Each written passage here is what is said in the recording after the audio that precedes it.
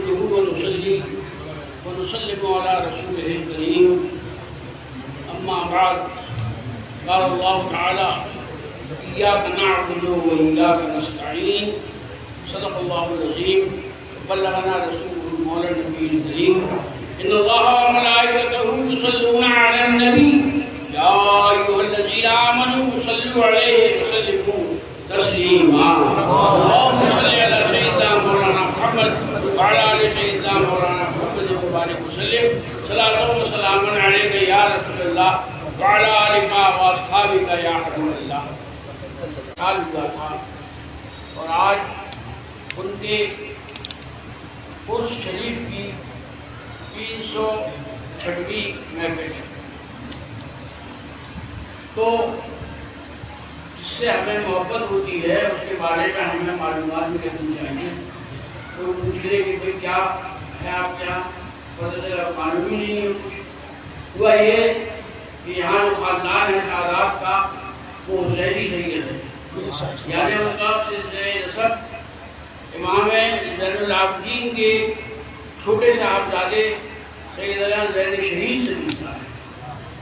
سیدنا زین شہید کے بڑے بھائی تھے امام محمد باقر. سیدنا زین شہید کے خاندان میں ماہرہ کی سادات ہیں. صاحب البرکات کے دادا جن کا نام تھا سید شاہ عبد الجلیل اور وہ بندراج شریف میں پیدا ہوئے اور پھر عمر بڑھی تو ان پر ایک جذب کی کیفیت تعلیم ہوئی اور وہ بندراج شریف چھوڑ کر پورے ہندوستان میں چکر لگاتے رہے. بس ایک عجیب کیفیت تھی جذب کی جس میں معلوم ہی نہیں تھا کہ ہم کیا کر رہے ہیں اور کیا ہو رہا ہے. تو نعرے لگاتے تھے. ایک دن نعرہ لگاتے ہوئے بندراج سے گزرے تو ان کی بہن نے کہا یہ تو میرے بھائی کی آواز میں. چنانچہ انہوں نے اپنے بچوں کو بھیج کے بلایا، نہلایا دھلایا، اپنے پہنائے کھانا کھلایا اور کہا کہ بھائی تو بہت ڈھونڈی 12 سال ہوئے اب تم یہی رات کرنا. تو انہوں نے تو جواب نہیں دیا. رات ہوئی سب پلک پہ لے کے سو رہے.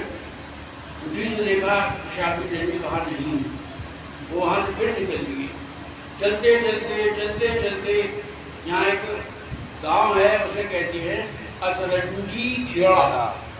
اسرنجی کھیڑے پر پہنچے تو وہاں حضرت خضر علیہ السلام سے ملاقات ہوئی اور انہوں نے انہیں کھیر کھلائی.